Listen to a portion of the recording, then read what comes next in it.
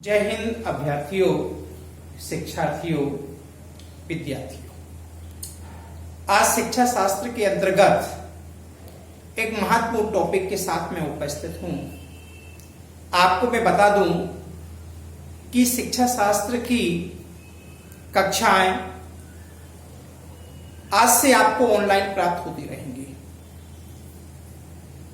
जो विशेष टॉपिक हैं उन पर विश्लेषण तथा वैकल्पिक क्वेश्चन भी समाहित करके आपके समक्ष प्रस्तुत किए जाएंगे। आज का जो शीर्षक है वो है शिक्षा प्रबंधन। देखें आप, शिक्षा प्रबंधन।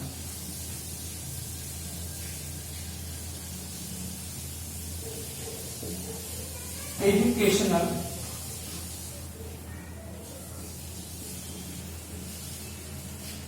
मैनेजमेंट।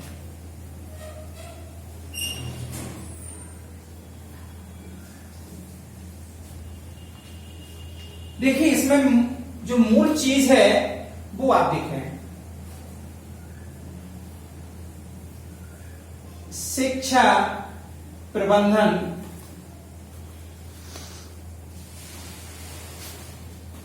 किसी परिधि एवं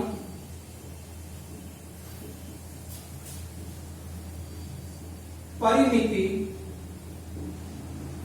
तक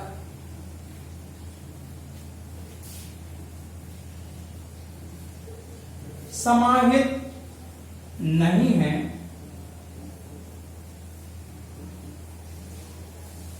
बल्कि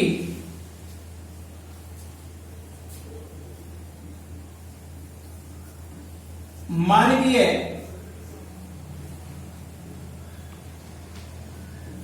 शक्तियों का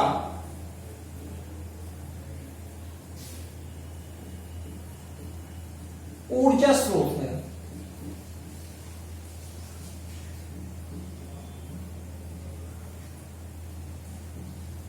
आपने बहुत सारे लोगों के नाम सुने होंगे जिन्होंने बहुत अच्छा लीडरशिप किया है। शिक्षा प्रबंधन भी उनमें से एक है, चाहे वो संगठन हो, चाहे वो प्रबंधन हो, चाहे वो प्रशासन हो।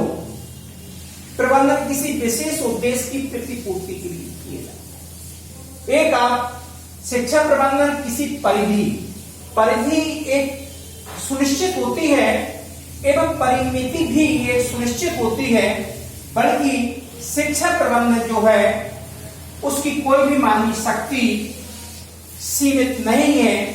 अर्थात कहने का मतलब यह है कि मानवीय शक्तियों के द्वारा ही शिक्षा प्रबंधन का चलन और शिक्षा प्रबंधन के द्वारा समाज के, देश के जो उद्देश्य हैं वो सार्थक होते हैं।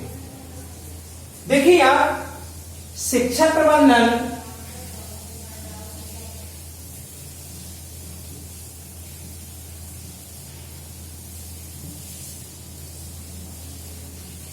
में विकास का पैमाना,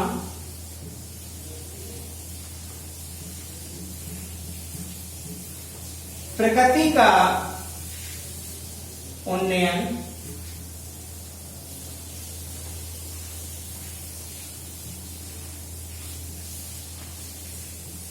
नेक्स्ट आपका केंद्रीय दृष्टिकोण प्लस बाल केंद्रित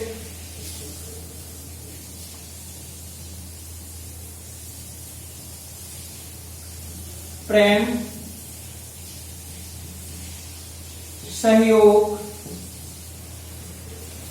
मित्रता,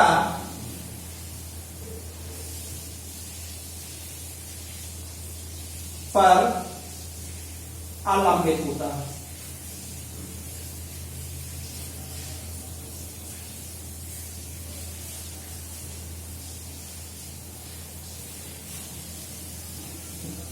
जिसमें उद्देश्य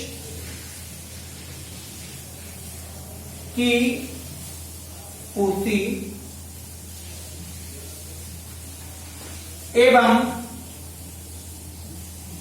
लक्ष्य को प्राप्त करना होता है।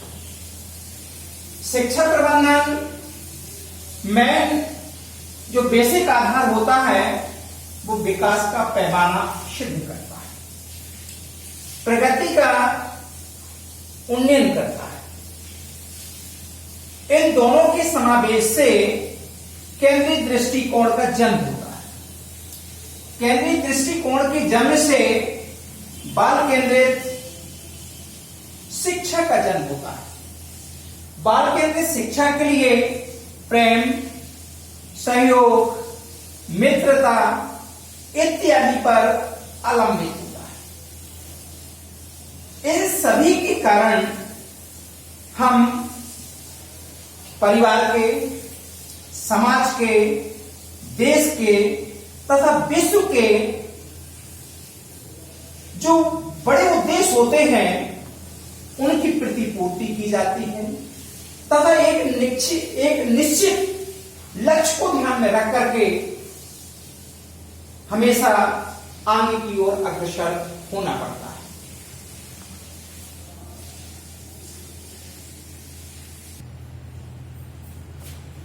शिक्षा प्रबंधन में जो सिद्धांत मूल रूप से कार्य करते हैं उनको मैं विस्तार से आपको बताने की कोशिश कर रहा हूं। पहला सिद्धांत है उत्तरदायित्व एवं साझेदारी का सिद्धांत। देखिए, इसमें दो शब्द लगे हैं, एक है उत्तरदायित्व और दूसरा है साझेदारी का सिद्धांत। हर व्यक्ति को अपना अपना उत्तरदायित्व का पालन करना पड़ता है। जो उत्तरदायित्व है स्वतः ही यदि आप पालन कर लेते हैं तो साझेदारी में कोई भी परेशानी नहीं। आपने विज्ञान में एक आपने इलेक्ट्रॉनिक विन्यास का शीर्षक पढ़ा होगा।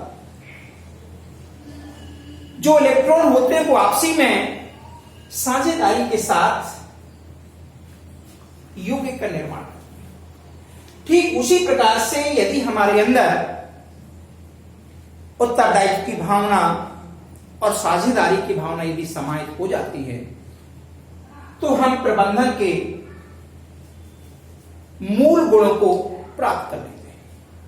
दूसरा है कार्य कुशलता का सिद्धांत। जैसा कि आपने देखा होगा, सुना भी होगा और आप लोग महसूस भी कर रहे होंगे, वर्तमान परिस्थिति जो निर्मित हो रही है आपको किसी दूसरे पर निर्भर रह करके आप जीवन यापन नहीं कर सकते।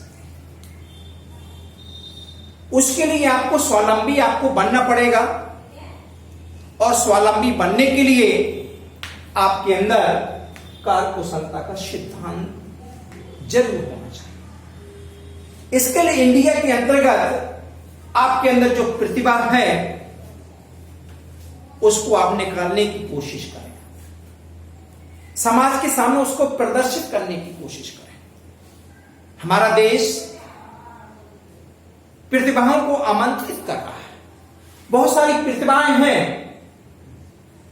जो हमारे सामने उनका प्रादुर्भाव नहीं हुआ है। इस सिद्धांत के अंतर्गत आपके अंदर कोई कार्य कुशलता है तो उसको आप प्रदर्शित करने की कोशिश करें। नेक्स्ट सिद्धांत है जवाबदेही का सिद्धांत।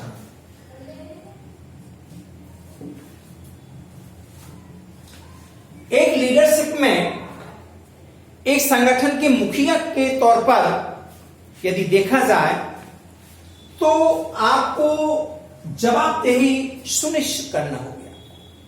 आपकी जवाबदेही क्या है,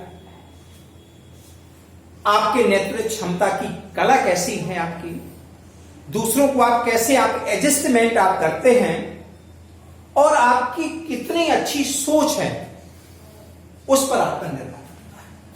कार्यों को 100% जवाबदेही से करना ही आपकी एक अच्छे प्रबंधन की आधारशिला हो सकती है।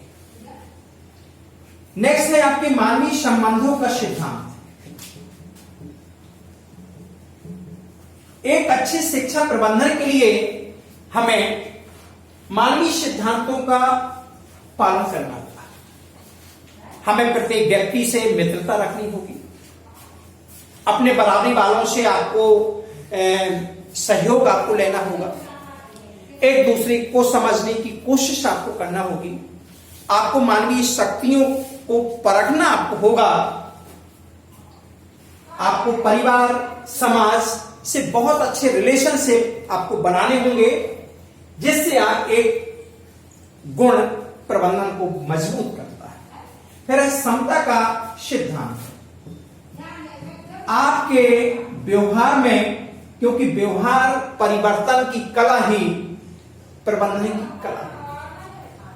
जो समय की नजाकत को समझ जाता है और उसके आधार पर वो व्यवहार करने की कोशिश करता है, सरल भी हो, सरस भी हो और सुबोध भी हो, और उसके अंदर समता जैसा गुण भी मौजूद हो, वो एक अच्छी कला प्रबंधन के लिए मौजूद करता है। फिर है उचित पारिश्रमिक।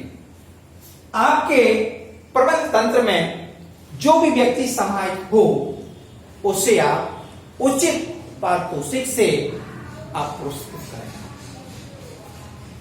पुरस्कृत करने से उसके अंदर की जो भावना है, उसके अंदर की जो प्रकृति है, उसके अंदर की जो प्रतिभा है, वो निकल करके सामने आती है और आपके कार्य में वो सहयोग करेगी। नेक्स्ट है आपका अनुशासन का सिद्धांत।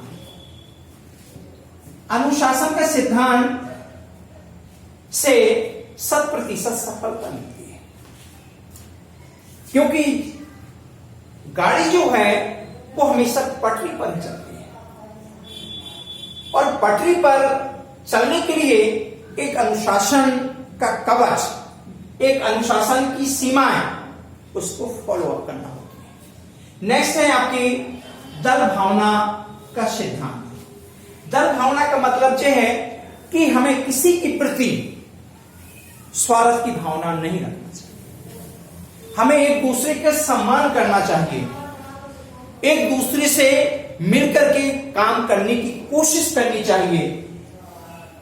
तभी हम दल भावना को कायम रख सकते हैं। कार्य का विभाजन। हर व्यक्ति अपने आप में एक विशिष्ट होता है। उसकी कार्य क्षमता, उसकी नेतृत्व करने की जो क्षमता है, उसके आधार पर कार्य का विभाजन आपको करना पड़ता है। प्रत्येक कार्य का विकेंद्रीकरण कर दिया। प्रत्येक व्यक्ति का आप सहयोग लें और प्रत्येक व्यक्ति की शक्ति को समझने की कोशिश करें, और उसी के आधार पर हम कार्यों को विकेंद्रीकरण करके हम बड़े से बड़े कार्य आप कर सकते हैं। नेक्स्ट सिद्धांत है नेतृत्व का सिद्धांत। क्योंकि कहा जाता है कि जैसा लीडर होगा उसी के आधार पर उसकी प्रजा। दुनिया झुकती है, झुकाने वाला चाहिए। आपने सुना भी होगा। सिर्फ नेतृत्व की क्षमता यदि अच्छी है तो जो टीम में लोग होंगे उनकी भी कला, उनकी भी शक्ति, उनका सहयोग अपने आप में एक ऐसा कार्य करता है जो असंभव को संभव बनाने की कोशिश करता है। नेतृत्व। योग्यता का सिद्धांत। अब योग्यता का सिद्धांत में दो चीजें आपकी आती हैं। हो सकता है कि उसके अंदर प्रमाणित योग्यता न हो, सकता है कि उसके अंदर बहुत बड़ी प्रमाणित योग्यता हो। कभी कभी ये देखा जाता है कि योग्य व्यक्ति और अयोग्य व्यक्ति दोनों में यदि हम तुलना करें तो दोनों व्यक्ति ही अपनी अपनी विधा में श्रेष्ठ होंगे, अपने अपने क्रियाकलाप में वो श्रेष्ठ होंगे। नेक्स्ट सिद्धांत है गतिशीलता का सिद्धांत। गतिशीलता का सिद्धांत हमें यह सिखाता है कि आपने अक्सर देखा होगा कि कुआं का पानी या जहां पर पानी एकत्रित हो, जहां पर पानी का प्रवाह न हो, अक्सर वो पानी गंदा हो जाता है। नदी का पानी, झरने का पानी हमेशा साफ और स्वच्छ होता है। क्यों? क्योंकि उसमें एक गतिशीलता होती है। इसी प्रकार से हमें अपने जीवन में भी गतिशीलता बनाए रखने की आवश्यकता है। नेक्स्ट सिद्धांत है निर्देश की एकता। निर्देश की एकता का मतलब यह है कि जो भी हम निर्देश देते हैं, हम दल की भावना से ऊपर उठ करके देते हैं। हम किसी पर अनावश्यक ना तो दबाव बनाएं, ना हमारे अंदर स्वार्थ की भावना समाहित हो। हम निष्पक्ष रूप से हम निर्देश को देने की कोशिश करें। नेक्स्ट है आपका स्थायित्व का सिद्धांत। देखिए, स्थायित्व का सिद्धांत कहने में बहुत सरल होता है, लेकिन होता बहुत कठिन। आज के इस परिवेश में, आज के इस युग में कोई भी कार्य स्थायित्व नहीं है। यदि आपको स्थायित्व कार्य करना है तो खुद आपको एक तंत्र खड़ा आपको करना पड़ेगा। क्योंकि यदि आप किसी के तंत्र में यदि आप काम करते हैं तो कभी भी आप स्थायित्व की कल्पना न करें। क्योंकि स्थायित्व की कल्पना सिर्फ आपके कुशलता से, आपके नेतृत्व से, आपके अनुशासन से एक आपको तंत्र निर्मित करने पर ही स्थायित्व की आप कल्पना कर सकते हैं। पहल का सिद्धांत है। देखिए, पहल का सिद्धांत भी मूल सिद्धांत है। आपने पढ़ा होगा कि जननी, आपने पढ़ा होगा कि आवश्यकता ही आविष्कार की जननी।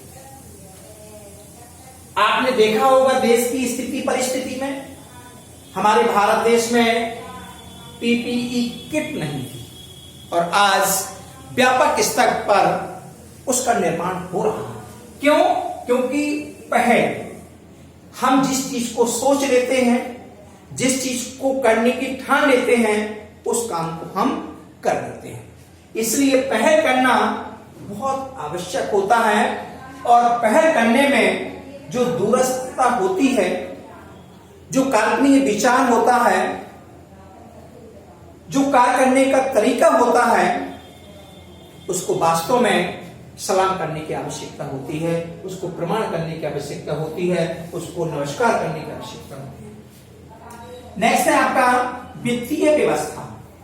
एक अच्छे प्रबंधन को निर्मित करने के लिए हमें वित्तीय व्यवस्था की भी आवश्यकता होती है। क्योंकि बिना प्रबंधन के वित्त और वित्त के बिना प्रबंधन की कल्पना करना भी निरर्थक होती है। अर्थात एक अच्छे तंत्र को खड़ा करने के लिए हमें वित्तीय की आवश्यकता होती है। नेक्स्ट है व्यक्तिगत प्रयासों का सिद्धांत। व्यक्तिगत प्रयासों से मतलब यह है कि यदि हम समाज में अच्छा काम करते हैं, मानवीय हित उसमें जुड़ा होता है, बच्चों का भविष्य, उज्जवल भविष्य समाहित होता है, तो व्यक्ति भी एक दूसरे से उसकी क्रियाकलापों को, उसकी विशेषताओं को प्रमोट करते हैं, एक दूसरे को बतलाते हैं। तो जितने व्यक्ति अपने यहां समाहित हो जाते हैं, मैन पावर जितनी अपनी बढ़ जाती है, उतना ही शिक्षा प्रबंधन हमारा मजबूत हो जाता है। नम्रता का सिद्धांत हमारे व्यवहार में हमेशा नम्रता होनी चाहिए। समय समय पर हमें व्यक्ति के सामने अच्छे आचरण, अच्छे विचार और बड़े ही नमनशील से कार्यों को कराने की प्राथमिकता होनी चाहिए। लास्ट आपका जो सिद्धांत है